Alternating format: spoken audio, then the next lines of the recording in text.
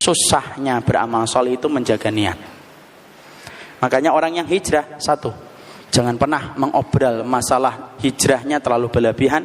Cukup dia katakan dia hijrah untuk memantapkan posisinya, selebihnya jaga niat. Karena sesungguhnya menjaga niat itu menjamin keselamatan kita nanti di akhirat. Karena Allah itu berinteraksi dengan kita selama kita benar di dalam masalah niatnya. Itu yang pertama. Yang kedua, ikhwan, orang yang hijrah itu ternyata tidak sadar banyak melukai orang tua. Allah Karimir Rahman, ya salam. Antum hijrah, tapi antum membuat air mata orang tua antum menetes. Antum membuat bapak antum sedih di dalam kamar karena perbuatan antum yang tidak ma'ruf dan tidak sopan serta tidak lembut ketika antum hijrah. Sampai antum konfrontasi langsung kepada orang tua antum. Lalu antum mengatakan awam sama orang tua antum.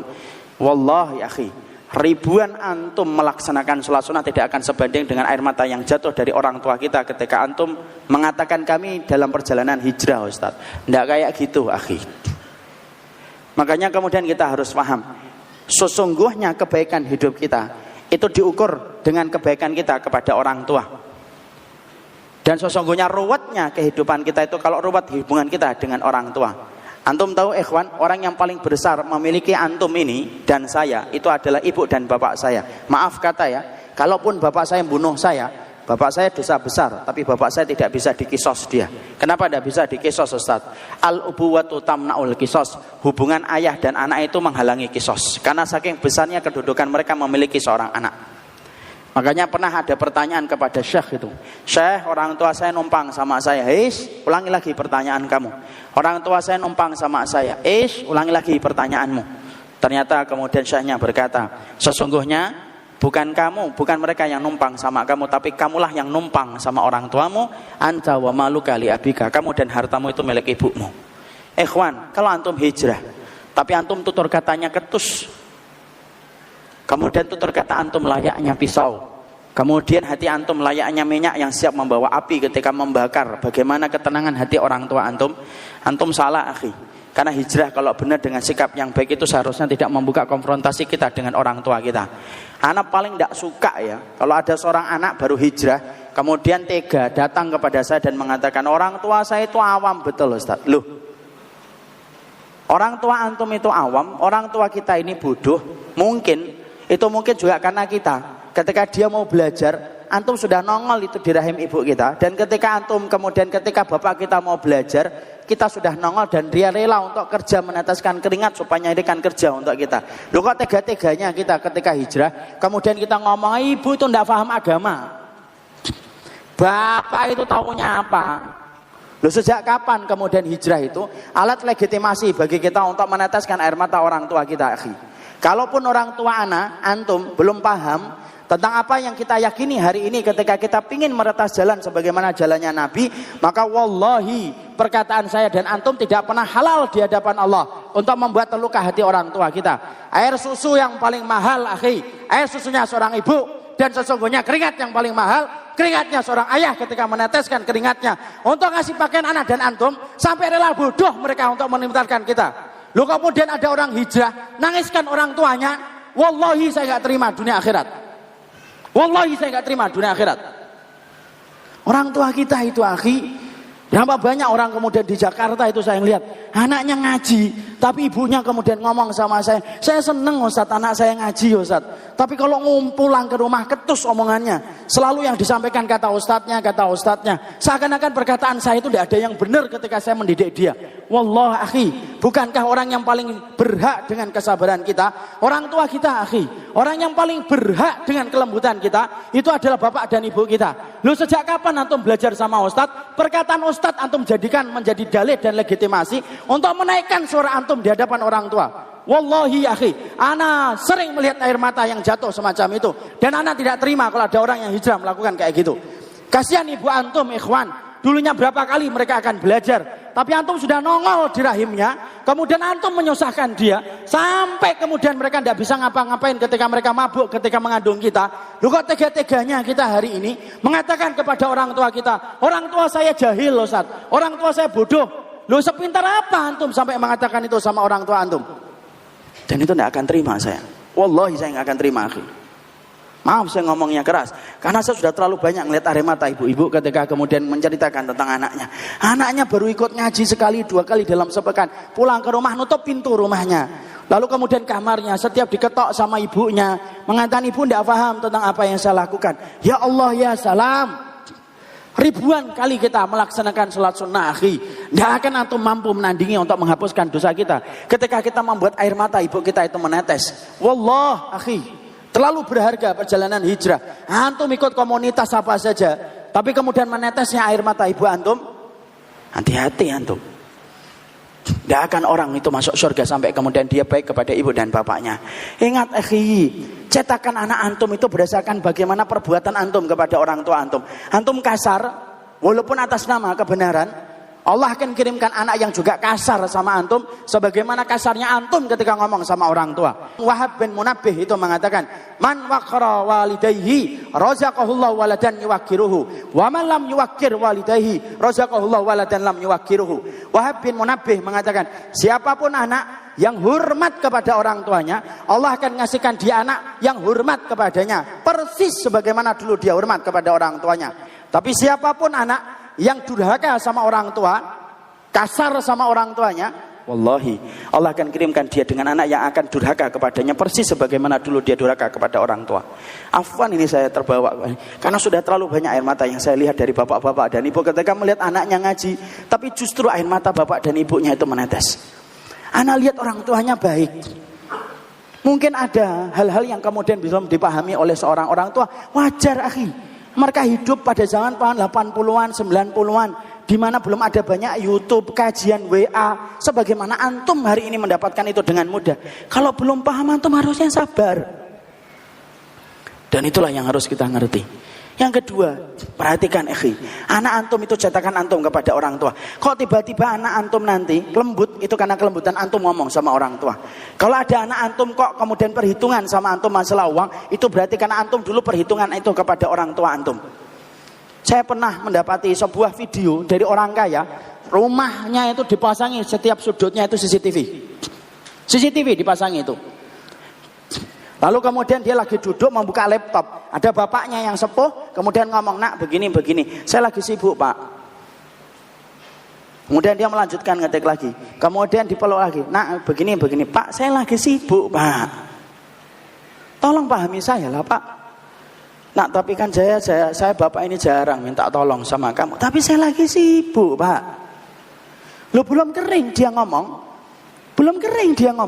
itu kemudian ada anaknya turun ke bawah. Dari lantai kedua, bawa handphone, kemudian dia berkata sama anak dia ini, nak tolong ambilin minuman di atas meja itu, nak ambil nak, bapak lagi kerja ini.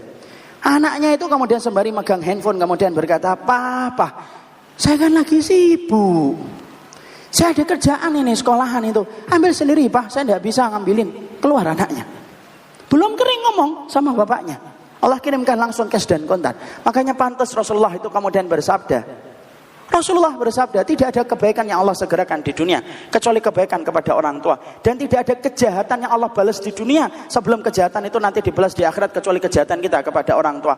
Hati-hati akhi, ruwetnya hidup antum dan saya karena ruwet hubungan kita dengan orang tua, tapi mulusnya kehidupan saya dan antum karena mulusnya hubungan kita dengan orang tua.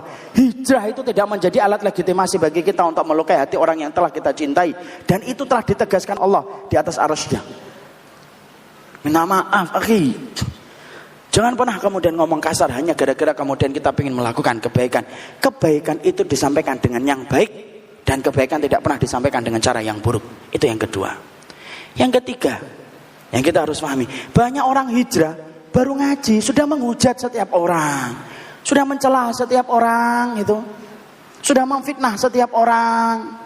Masya Allah akhi, antum ninggalkan ulang tahun, ninggalkan tahun baru, ninggalkan dangdutan.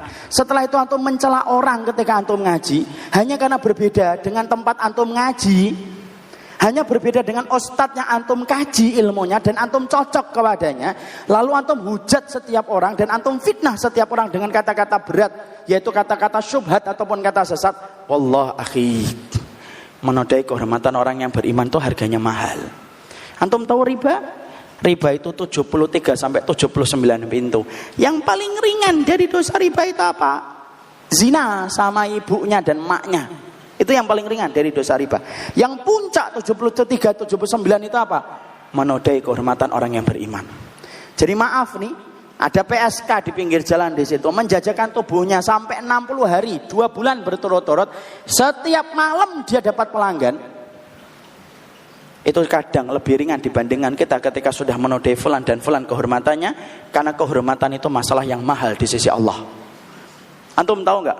Kalau kita akan melaksanakan puasa, berapa butuh saksi untuk menegaskan besok itu puasa? 1 saksi sudah cukup. Besok kemudian kita sekarang akhir di bulan Sya'ban. Kemudian ada 1 saksi tadi sore saya telah melihat hilal. Hari ini kita puasa walaupun itu cuma 1. Berapa saksi yang dibutuhkan untuk mengatakan dan menetapkan Idul Fitri? Hanya 2 orang saksi saja.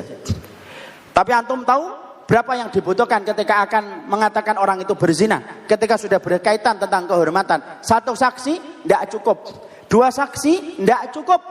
3 saksi tidak cukup. Berapa? 4 orang saksi. Sampai mengatakan fulan berzina. Mana saksinya? Fulan, fulan, fulan, fulan. Kalau antum hanya ngelihat 3 tok bareng-bareng, yang 1 lagi on the way, belum datang dia, maka antum yang kemudian dijilid dan antum yang terkena dosanya. Kenapa? Saking mahalnya kehormatan seorang mukmin ketika mereka telah beriman kepada Allah dan Rasulnya. Loh, orang kok hari ini baru ngaji, baru sekali 2 kali ikut kajian kitab, kitabnya aja tidak punya mungkin, kemudian ikra'nya juga baru ikra' 4, tapi sudah menyesatkan banyak orang, sudah menghujat banyak orang, seakan-akan kehormatan seorang mukmin itu murah di hadapannya, seakan-akan tidak memiliki nilai dan keutamaan kehormatan seorang mukmin. Wallah, dia lupa Allah tidak pernah memulai surat dengan kata wailun kecuali hanya di 2 surat. Wailul lil mutaffifin dengan wailul likulli humazatil lumazah. Wailul lil mutaffifin bagi mereka yang mengurangi timbangan ketika berkaitan harta saudaramu. Wailul likulli humazatil lumazah berkaitan tentang kehormatan, karena harganya kehormatan itu mahal. Ada kan orang itu terkenalnya itu apa? Terkenalnya itu menghujat orang, motong-motong video, potong, tulisi komentar. Sekolahnya di mana, sama syekh siapa, dulu bagaimana dia mendapatkan ijazahnya, tidak pernah kita tahu siapa. Dia bersembunyi di balik akun-akun yang dia miliki, menyesatkan banyak manusia. Kerjaan apa kayak gitu tuh? Dan itu salah satu kesalahan kita di dalam kita berhijrah.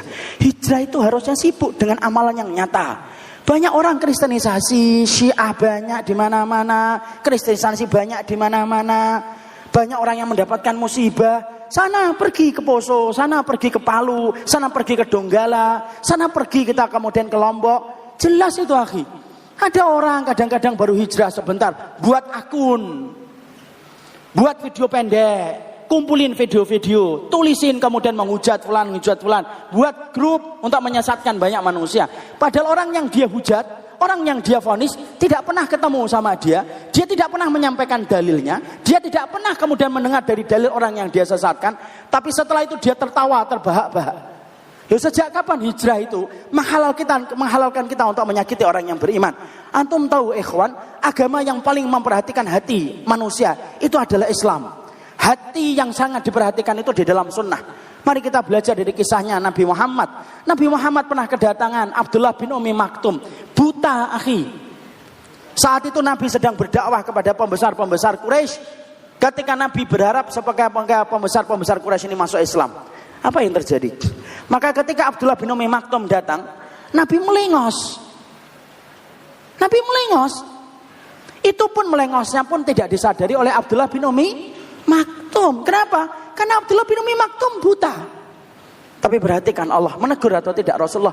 Ditegur Rasulullah SAW. Diturunkan itu kemudian abasa wa tawalla. Loh, kalau orang setingkat Abdullah bin Umi Maktum saja hatinya dijaga oleh Allah, sampai ketika Nabi melengos walaupun dia buta tidak tahu kalau nabinya itu melengos, Allah yang peringatkan dan Allah yang nasihati. Kira-kira kalau ayat masih turun sampai hari ini, berapa ribu ayat yang Allah akan turunkan untuk mengingatkan kita ketika kita menyakiti orang yang beriman? Kecuali orang itu kafir. Orang kafir sekalipun juga kemudian kita harus berbuat baik selama dia tidak memuji Allah dan Rasulnya. Ada salah satu ikhwan baru belajar sekitar setengah tahun atau 1 tahun, datang kepada saya protes dalam tanda kutip, Ustadz, kenapa antum kumpul sama Ustadz itu? Ini sebenarnya pertanyaan tidak ada adabnya sama sekali kepada seseorang yang kemudian diambil ilmunya oleh dia. Saya tanya, apa masalahnya dengan Ustadz itu? Mereka kafir? Enggak Ustadz. Musyrik? Enggak. Terus kenapa? Kalaupun mereka berdua kafir, boleh nggak saya berteman sama mereka? Boleh. Apalagi mereka bukan kafir, akhi. Apa yang salah dengan pengajian antum? Kalau kemudian ngaji, kemudian akhirnya menjadikan kita membenci, pertanyaan kita simpel, akhi. Lo yang kita pelajari itu apa? Harusnya di tempat kajian itu ada tempat yang paling adem. Kemudian menjadikan kita ngerti yang asalnya kasar jadi lembut, yang asalnya bengkok jadi lurus, yang asalnya kemudian tidak baik jadi baik. Itulah di tempat pengajian. Jangan menjadikan tempat kajian itu kayak supporter bola, panas gitu loh. Ya kalau di tempat ilmu kita tidak adem, di mana tempat yang paling adem di atas muka bumi ini kalau bukan di tempat ilmu? Harusnya majelis ilmu adalah majelis yang paling mampu menjaga kehormatan orang yang beriman. Kalaupun kita sudah berkomitmen untuk menyesatkan orang, pertanyaan berikutnya, sebelum menyesatkan itu ada tata caranya sebelum antum menyesatkan orang. Antum ingat ikhwan, Jessica yang kemudian naburkan kopi sianida yang sempat terkenal live kemudian siarannya, itu sampai berpekan-pekan akhi, diputar kembali CCTV-nya, didatangkan ahli dari Singapura, Australia didatangkan, semuanya saling menyampaikan kemudian teorinya masing-masing untuk membuktikan apakah Jessica itu salah ataukah tidak. Itu Jessica, orang yang kemudian belum beriman sama Allah. Loh, seteliti itu dan sedetail itu sebelum menjatuhkan vonisnya. Loh, kita menjatuhkan vonis sudah mengatakan kalimat sesat. Oh, ketemu ndak pernah, menyampaikan hujah ndak pernah, mendengarkan hujah dia ndak pernah. Loh, kok kemudian kita sudah kemudian bisa menyesatkan orang? Loh, berarti orang mukmin itu lebih rendah kualitasnya daripada kehormatan seorang Jessica? Akhi, sesungguhnya kehormatan seorang mukmin lebih berat daripada perbuatan zina sekalipun. Makanya kalau orang ngaji, jadikan hati kita tenang, tidak paham masalah, diam. Oh, yang diam aja belum tentu masuk surga, kok banyak ngomong. Oh, jarang nulis saja belum tentu masuk surga, kok banyak nulis. Dan itu yang akan menjadikan rusak dalam kehidupan kita. Hijrah itu kayak gitu. Setan itu paling seneng. Setan tahu bahwasanya antum digoda lagi dengan minuman khamr, tidak mau. Digoda lagi dengan mungkin dangdutan, antum sudah tidak mau. Tapi setan ganti casingnya. Ini dangdutan tidak mau. Ini kemudian minuman keras tidak mau. Tapi digoda, ini fulan, ayo nodai kehormatannya, ayo ngomong, ayo ikut komentar, ayo ikut komentar, ayo katakan begini dan begitu. Tulis, share. Lalu kemudian setelah itu tertawa sama komunitasnya, lalu mengatakan inilah amar ma'ruf nahi mungkar. Nahi mungkar ilusi mereka dan subjektivitas mereka sendiri ketika mereka berprasangka yang semacam itu. Rusak akhi. Daripada kemudian itu menghujat banyak orang, tidak paham, diem. Tidak semua masalah perbedaan itu harus disikapi dengan hujatan. Kan memang beda Ustaz. Masalahnya adalah satu, apakah perbedaan itu adalah perbedaan yang ada pada zaman salaf ataukah tidak? Itu juga antum harus ngerti. Oh, tidak ngerti. Antum baca kitab taunya Bismillahirrahmanirrahim, tapi tidak paham tentang apa-apa. Ya sudah, makanya jangan kemudian kita hiasi hijrah kita dengan hujatan dan umpatan. Saya pernah dengar dulu itu, dan tadi malam juga disampaikan. Katanya orang yang gampang kemudian menghujat itu, masya Allah, di mana-mana tempat itu ada. Di Medan pun juga banyak ternyata orang yang suka menghujat, suka mencela gitu. Hanya menumbuhkan jenggot aja kemudian antum menghujat setiap orang, akhi. Hanya pakai peci, baju koko antum rubah yang dulunya pakai death metal kemudian sekarang diganti dengan indahnya senyum. Kemudian kita menghujat orang itu. Antum tahu ikhwan, Rasulullah SAW itu dipuji dalam dua perkara. Di dalam surat Al-Fatah 29, asyidda'u 'alal kuffar ruhama'u bainahum. Rasulullah itu dipuji dengan para sahabat dalam dua perkara, keras sama orang kafir tetapi rahmat bagi orang yang beriman. Ngaji kalau benar harusnya kita tegas sama orang kafir kalau mereka memusuhi Allah dan Rasulnya. Kalau tidak memusuhi Allah tidak boleh antum kerasin, antum kasih hadiah, antum kasih kemudian korban, boleh bagi orang kafir. Yang kedua yaitu adalah bagaimana kita rahmat kepada orang yang beriman. Jadi Masya Allah, inilah yang menjadikan kita memahami, jangan dirusak hijrah dengan gali lubang tutup lubang. Janganlah kita memintal kemudian baju, kemudian kita rusak apa yang kita pintal. Karena sesungguhnya terlalu berharga hijrah ini. Kalau hijrah ini hanya pindah dari satu dosa ke dosa yang lainnya. Maaf kalau ada tutur kata saya yang berlebihan, suara saya yang akhirnya saya terpancing sama orang Medan. Ngomongnya juga harus keras, karena masalah yang orang tua itu sekali lagi saya tidak bisa terima, ikhwan. Karena masalah orang tua itu masalah yang cukup penting dalam perjalanan kita, dalam kehidupan akhirat dan dunia kita. Semoga Allah merahmati kita. Orang-orang yang hari ini sudah hijrah, satu, jagalah niat yang benar. Jangan terlalu memproklamirkan hijrahnya.